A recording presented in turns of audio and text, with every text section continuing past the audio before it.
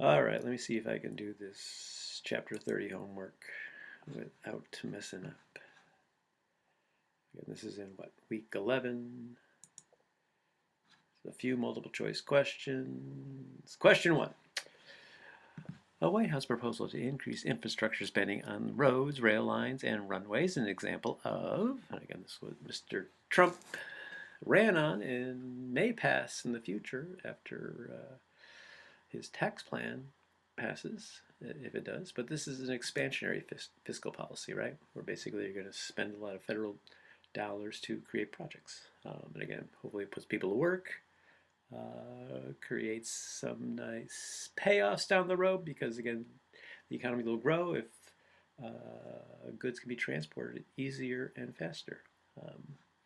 So this is an expansionary fiscal policy, jobs, jobs, jobs. Question 2. The federal budget blank occurs when the federal government spends more than it collects in taxes. Again, this is going to, of course, is a deficit. This is going to increase more with the new tax plan proposal, and especially if there's a new infrastructure project going on, more and more in debt. Question 3. An increase in the federal budget deficit resulting from a recession, right, can actually help stabilize. I'm talking about this, again, stabilization through food stamps, unemployment, these transfer payments, because an increase in the budget deficit will, boom, increase transfer payments. Again, people lose their jobs, more people are on food stamps, and therefore it will increase the incomes of some households. So it is an increase here.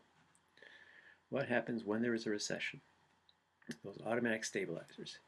Inside lag, and again, inside lag is how long it takes to basically create a policy, format a policy. So again, this is what's going on right now with our tax plan. It's still being trying to figure it out, and past is inside lag. So again, an inside lag is a time period it takes stabilization policies to take effect after they've been implemented. No, this is false, right? It's before. Question 5, estate and gift taxes. Again, this is what the Republicans want to eliminate completely for the wealthy people. In 6 years down the road, they're going to eliminate it completely if their tax plan passes again. Account for a very small portion of the total tax revenues, right, collected by the federal government, because taxes are levied only on the large estates. That is, again, true. And as our Treasury Secretary said, only morons pay an estate tax. And if you're a really smart rich person, there's always through trust funds and different mechanisms to not pay the estate tax. So, question 6. Even when the Obama administration succeeds, so this is of course an old question because it's got the Obama administration in the present tense, but even when the Obama administration succeeds with its efforts to gain congressional approval for its stimulus proposals, it will take time for these policies to actually work. Of course, this is talking about outside lags, right? And again, the time it takes really is known as, outside lags, right? After it's implemented and it's put in. And again, this is what Mr. Hayek will say is the problem with government trying to get involved in the economy. So it's too complex to understand completely. Again, you're looking at statistics that are old, and then you have these outside and inside lags where you actually create policy and implement policy, and the policy takes effects, and it may be mistimed. So you're stimulating an economy when it's really on the upswing, and it could cause inflation. This is Mr. Hayek talks about. We'll talk about this more when we talk about how the Fed tries to stimulate an economy too. Huge increases in government spending and record levels of unemployment during the Vietnam War. This is a war that we fought, and wars before Vietnam, we raised taxes and sold these bonds to the public to basically finance the war. We did not do this in Vietnam. So basically there was a lot of money in the system, and this policy in the 60s, again, high government spending on the military and a lot of social programs in the 1960s were started, Medicare and Medicaid. Basically this led to an increase in inflation in the 1970s.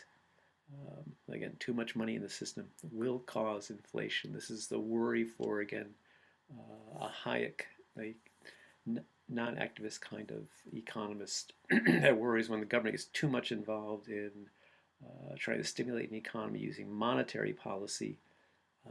It can cause inflation if you have too much money in the system. Question 8. Individual income tax. Of course, we all know what this is, I hope. Anyway, fill out their income tax. You pay it in your, if you have a job, you pay into your payroll tax every week. This is the largest part of the federal revenue, is the income tax. Supply side motivated tax cuts in 1981. And again, this is Mr. Hayek. Again, you want to help businesses first, is what, again, the Trump administration is doing right now, because a lot of the biggest tax breaks with this new tax plan will go to businesses, large businesses and small businesses. So basically, they want to help businesses. They want to shift that supply curve to the right. So again, this is increasing aggregate supply, shifting the whole thing to the right. This is what Reagan is known for. The economy is in terrible shape in 1981, 1982, and 1983 it starts to take off, and it does really well. But was it because of his increase in the military spending, which really put a lot of money into the system and put a lot of people to work? That's what some Democrats would say about the Reagan, but Reagan is revered, Lord knows, by Republicans. Question 10. What are the two tools of fiscal policies the government can use to affect the aggregate demand? And again, this is what? Basically, they can take in money with taxes, and then they spend money through government programs. So it's government spending and taxation. That's the two tools they get to try and affect aggregate demand. Again, for Mr. Keynes, when there's a recession, you want to increase GDP, because in a recession, consumer spending is down. You got to increase government spending to try and do that. So, question 11. Economic growth is severely impeded in economics with, and again, this is if there's no property rights, if I basically don't own, if I work really hard and I can't own what I create, what I bring home, it's a problem. This is the problem a lot of times in the developing world, when there aren't really good laws put in place. So if I make a lot of money in a developing world, will the government take that money away through some legal means? Because it's a lack of motivation for people to want to actually work hard in the economy if I'm not sure that I'm going to be able to keep what's mine, these property rights. So capitalism, it's done wonders in eliminating poverty in sub-Saharan Africa. But of course, there are some drawbacks. Question 12. Business cycles are, what are business cycles? They're basically, it's not the stock prices.